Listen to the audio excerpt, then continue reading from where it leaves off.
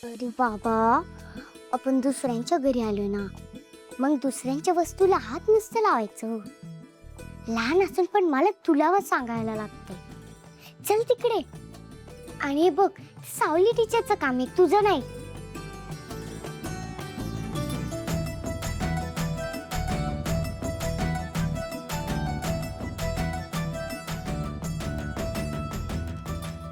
अबीर, अरे एवढं सगळं करायची काय गरज होती? आम्ही काय पाहुणे आहोत का? हो. पाहुणे असलो तरी साधेपणाने जेवलो असतो आम्ही. सुपरहिरो, तुम्ही आमच्या घरी पहिल्यांदा आले असतात, मग एवढं तर झालंच पाहिजे ना. आणि तुम्ही मला त्या रतनच्या गुंडांपासून किती वेळ वाचवलं असतं. आणि ते तर आईसाठी, म्हणजे आम्हा सर्वांसाठी गुरुकुलाचं सील सोडून जेलमध्ये गेले असतात ना. म्हणून तुम्हाला फक्त थँक्यू म्हणून काय उपयोग. म्हणून एवढ्या मोठ्या सुपर हिरोसाठी एवढं तर झालंच पाहिजे ना. आई, मी आणि ओवी नंतर जेवतो. सुपर हिरो सोबत बाबा बसतील जेवायला. चालेल ना तुला? बरं ठीक आहे. खरं तर मी ओवीसाठीच पाठ मांडलेला, पण ठीक आहे, हरकत नाही. बाबा, आईला फोन करून सांग की आपण इथे जेवणार. केस कापायला गेले ना ती. फोनवर कशी बोलणार? नंतर सांगू. अरे मला माहितीये, पण जर ती आली की तुझी वाट बघत बसेल ना. ती तुझ्याशिवाय जेवत नाही. आणि तू जर तिला फोन नाही केलास तर ती बिचारी उगाच उपाशी राहील. नंतर सांगतो. माझी तयारी झाली आहे, तुम्ही बसा, मी जेवण वाढते.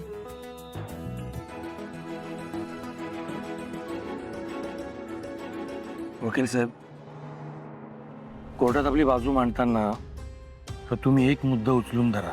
ते म्हणजे की ही जागा आपण कायदेशीररित्या विकत घेतलेली आहे. ते गुरुकुल गेली 8 वर्ष त्या जागेवर उभं आहे. म्हणजे इतक्या वर्षात ती जागा चुकीच्या पद्धतीने विकली गेली आहे हे मेंदळ्यांच्या लक्षात आलं नाही. अचानक त्यांना साक्षात्कार झाला. जगन्नाथजी, तुमचा मुद्दा एकदम बरोबर आहे. शिवाय ज्या मूळ मालकाकडून आपण ही जागा घेतली त्याने त्याच्यात आणि तिलोत्तमा मॅडममध्ये नेमका काय करार झाला हे आपल्याला कधी सांगितलंच नाही. या फसवणुकीमुळे या उलट आपण त्याच्याकडून मोठी नुकसान भरपाई घ्यायला हवी. किती पाहिजेत बोला.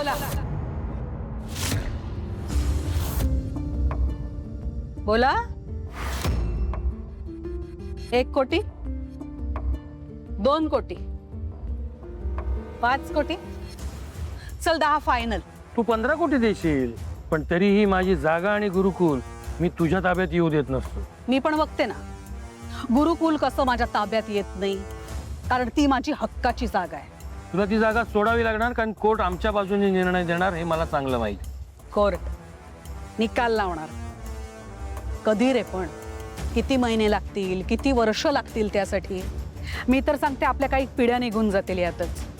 आणि चल धरून चाल, निकाल तुझ्या बाजूने लागणार असेल तर तो मी थांबवू शकते. हा, पण एक गोष्ट आहे जी जर का झाली तर गुरुकुलाचं सील उद्याच्या उद्या निघेल. कोणती गोष्ट? वकील साहेब, तुमच्या साहेबांशी जरा बोलायचं होतं. 2 मिनिटं देता? हो मॅडम.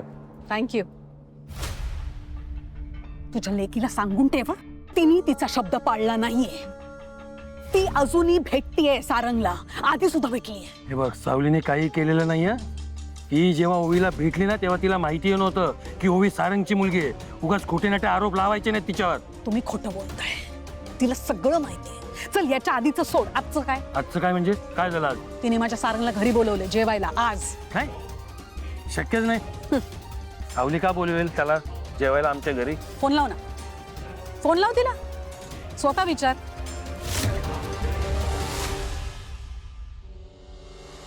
ए ए ए ए, कुठे चाललायस? लांब नाही जायचं, इथे उभं राहून बोल. मला सुद्धा ऐकू दे ना तुझी लेक काय बोलतेय ते. काय घाबरलास मला? आयुष्यात हा जगन्नाथ पंडित कोणाच्या बापाला घाबरला नाही. मग ये ना इथे, स्पीकरवर टाक फोन, मला बघू दे कुठला नवीन डाव खेळते तुझी लेक. खरं तर हे सगळं करायला मी बांधील नाहीये, पण ठीक आहे, टाकतो. सारंगजी, तुमचं काम कसं सुरू असतं? कुठलं? ते केस सुरू असते ना. हां केस केस हां छान चालू आहे छान मस्त.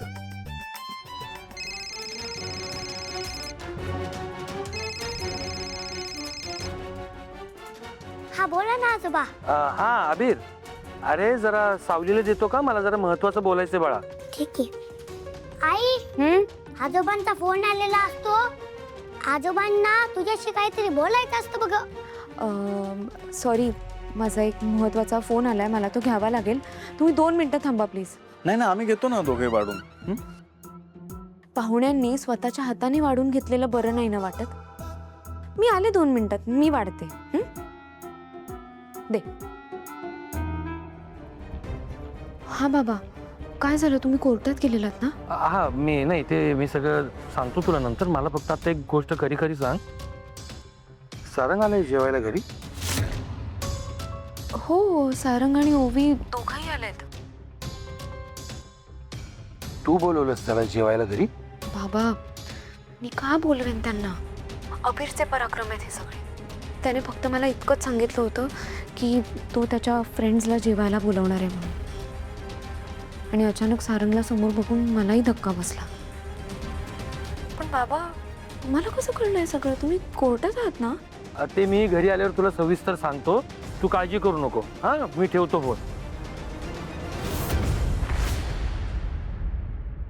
झालं समाधान? सावलीने दिलेला शब्द मोडलेला नाही. ती मनाने साफ आहे. दिलेला शब्द ती प्रामाणिकपणे पाळते हे तुलाही उत्तम माहिती आहे. कळलं ना?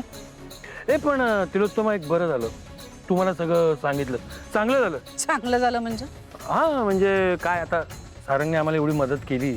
नेमका तो आज आमच्या घरी जेवायला आलाय. त्याचा पाहुणचार करण्यासाठी मला घरी जावं लागणार ना, आणि तेही वेळेत. जातो हा. बरं तिलोत्तमा, शब्द सावलीने नाही तू मोडलायस. त्यामुळे सावलीने जो तुला शब्द दिलाय ना, त्यातनं ती आता पूर्णपणे मोकळी झालेली आहे.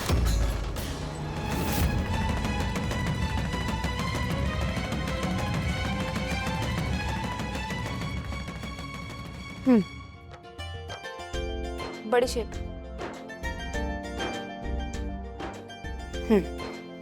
ओवी, बडीशेप हवी? घे. हे घे रे.